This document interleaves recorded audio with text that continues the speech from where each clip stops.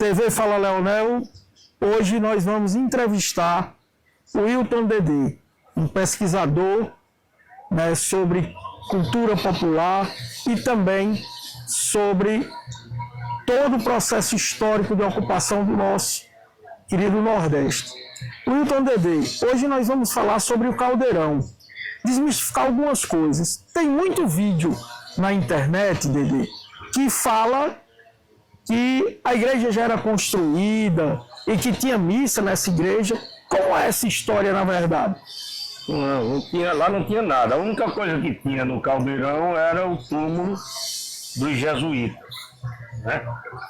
Existem fotos, inclusive, da época da construção da igreja, lá no Caldeirão, né? Muita coisa se criou para desmontar a boa imagem do que o Beato tinha, né? A igreja fez isso, não a diocese, fez isso não só com o Beato Zé Lourenço, ela já vinha num processo também com o Padre Cícero, né? E eles tinham um certo receio de que o Beato herdasse todo o histórico do Padre Cícero. Então eles criaram muita coisa, muita mentira mesmo. É a mentira mesmo falada. Outra coisa, quando nós nos deparamos com o processo histórico do massacre do Caldeirão, quando terminou, surgiram outras conversas. Uma delas, que você, através de sua pesquisa, encontrou, é que mito foi esse criado, que mentira foi essa criada sobre a residência do Beato? Bom, todas as residências rurais, né, elas tinham uma ligação da sala para a cozinha, e geralmente tinham o que eles chamavam de sótão, né? Era um depósito de víveres, depósito onde eles guardavam arroz, guardavam feijão, essas coisas. O que se criou? É bom que se diga que em Santa Fé tinha um núcleo do Movimento de Educação em Base, acho que era esse o nome, que era ligado à diocese. Estranhamente, todas essas histórias fake news que se chamam hoje, né? Ele tem uma pegada mais forte lá entre Monte Alverne e Santa Fé. É onde também se alojou o batalhão de polícia, né? Nos dois eventos, no evento de ataque ao Caldeirão e no evento lá na Serra dos Cavalos. Então, criou-se uma história de que o Beato tinha um quarto em cima, onde as tábuas eram afastadas, e ele colocava as mulheres para passar e ficava embaixo, espiando, né? Sobre essa história, eu fui junto com o professor Sandro e o professor Lemuel, da Universidade do Rio Grande do Norte. Nós fomos ao Exu, ao Sítio União, né? E procuramos lá algumas pessoas da época, né? Pessoas de mais de 90 anos, pessoas que soubessem ou que tivessem testemunhado o Sítio União, que era o último pouso do Beato.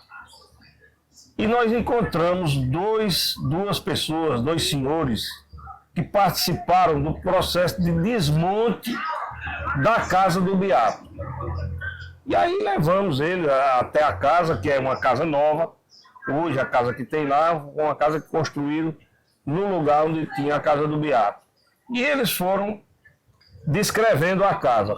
Começamos pelo alpendre, como era o alpendre da casa, como era o telhado, como era a sala, como era o quarto, a sala de oração. E aí chegamos, e o quarto que tinha em cima.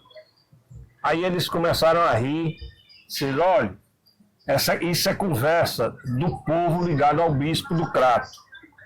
E essa conversa desse quarto já vem do Crato, já vem lá do Caldeirão do Crato. Quem desmontou fomos nós. Em cima era o quarto de guardar legumes, que os troncos eram emendados com cera de carnaúba com óleo de oiticica. E eles disseram que para tirar os dois troncos, os troncos um do outro, era preciso 2, 3 homens para descolar um do outro. Ele disse que não tinha buraco, era lugar de guardar legumes.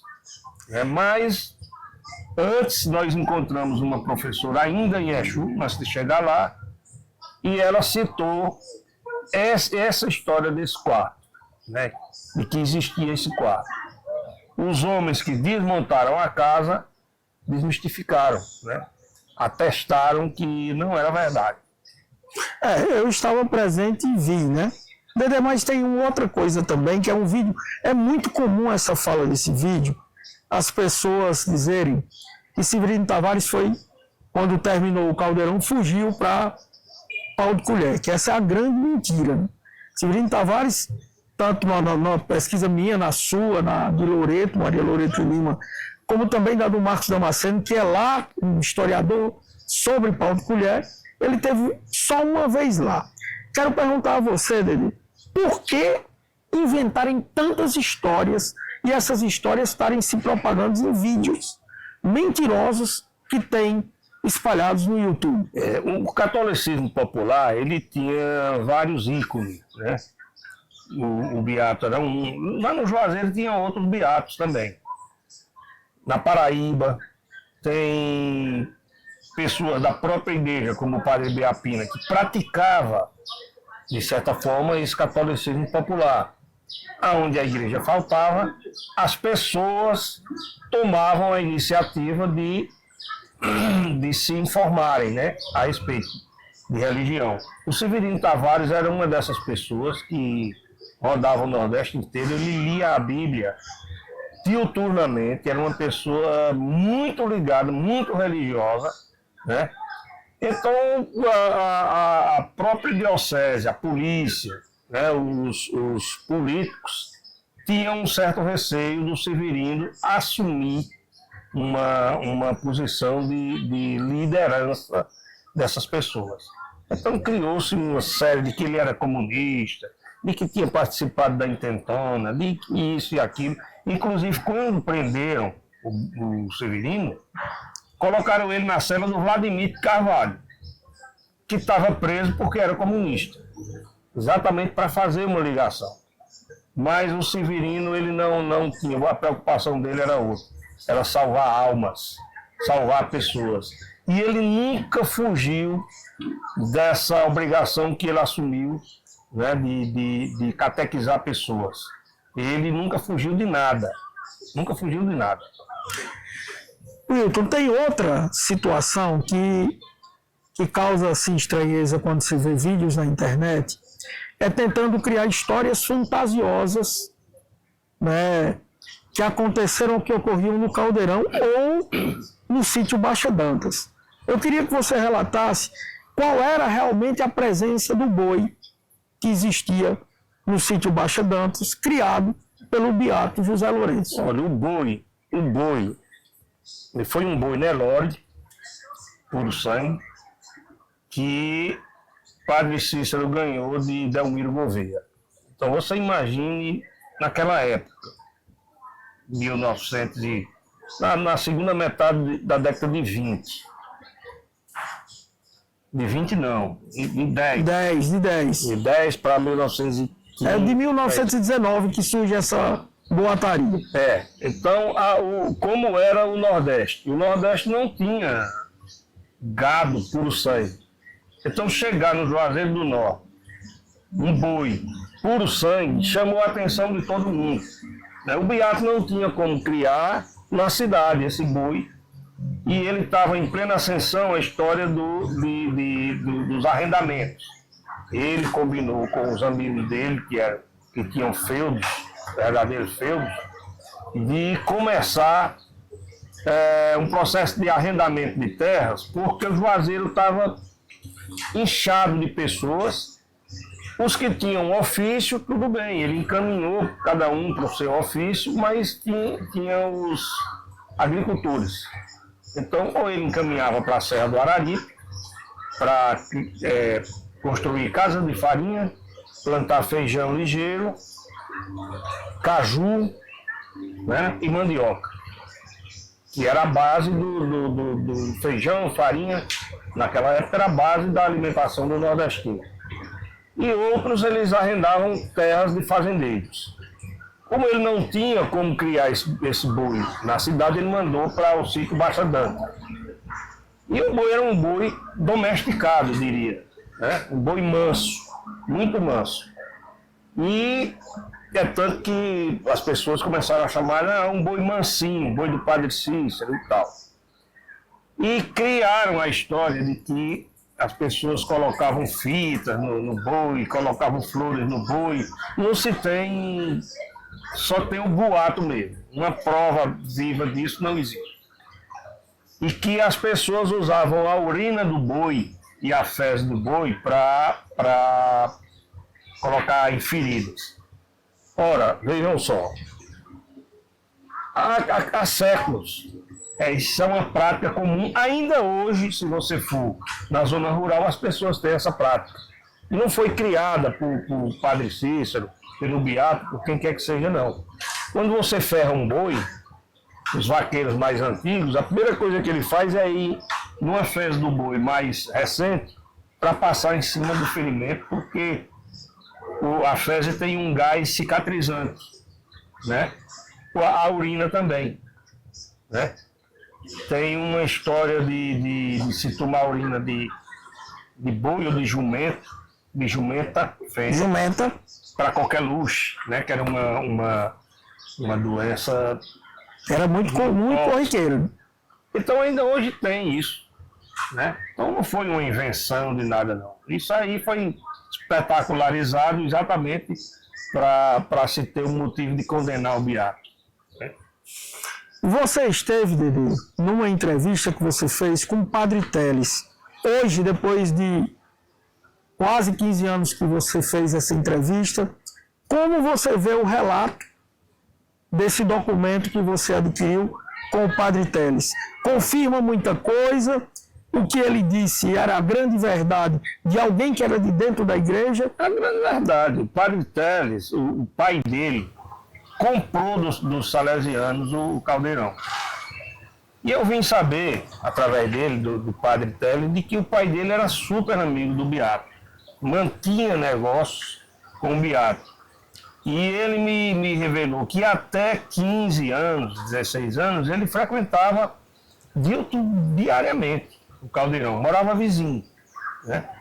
E eu comecei a perguntar como era a vida no Caldeirão, como era. Ele disse: olha, a paz, isso palavra do Padre Teles, a paz reinava no Caldeirão. Era um povo que só sabia trabalhar e rezar. Ele disse rezar. Quando você fala com os remanescentes da Irmandade, da Santa Cruz, eles chamam orar. É oração e trabalho. Então, eles faziam o que era a orientação do Padre Cícero: oração e trabalho, que é uma prédica desde o Padre Biapina.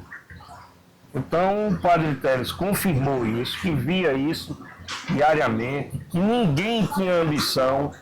Se chegasse qualquer pessoa lá que precisasse de alguma coisa, prontamente eles cediam comida, um animal, uma coisa. Porque o Caldeirão, é bom que se lembre, que chegou num nível de independência que eles fabricavam o material de trabalho lá. Facões, facas, foices, né? Então, se chegasse alguém lá precisando, prontamente era atendido. E se quisesse morar lá, em 2 dias já tinha uma casa pronta, entendeu? Feita em mutirão. Dedê, sobre as construções do Caldeirão, eu tive em 98 fiz uma entrevista com o Chico Carpinteiro, que era o responsável por fazer as portas, o emadeiramento que era utilizado nas casas de reboco e também nas casas que eles tentaram fazer de alvenaria. E ele falou muito sobre as construções, mas como você tem um relato desse processo? A divisão lá, as ruas, lá isso foi levantado tanto por Sávio como eu ouvi de Dona Maria do Maio, de Dona Marina, né? Como é que ele dividiu? Os arruados lá no Caldeirão era de pessoas, era por procedência, né? Do pessoal da Paraíba ali, Rio Grande do Norte, Rio Grande do Norte ali, tal. Alagoas. E tinha o arruado dos ofícios, né? Das oficinas, dos teares, né? Das coisas. Depois eles construíram um açude e um barreiro, a casa de farinha e um engenho também, né? E cercamento, aí a igreja, o cemitério. Ao lado da igreja ficava o cemitério pagão, né? Posteriormente, no Nordeste, principalmente na zona rural, há uma praxe de se enterrar pessoas aonde já tem uma cruz, que eles assumem aquilo como um campo santo. Então algumas pessoas, depois, muitos anos depois que o Caldeirão foi extinto, foi destruído, né? Enterraram pessoas. E hoje eu vejo alguns pesquisadores informar que o cemitério ficava ao lado da igreja. Não é. Eu ouvi de pessoas que moraram lá, no caso da Dona Marina, seu João, né? Aonde era, demarcaram onde era. E que no Caldeirão, na destruição, uma mulher tocou fogo no próprio corpo. E só. Só foi isso. Então lá tem várias cruzes, mas é alguma coisa que estão criando, né, depois da extinção do Caldeirão.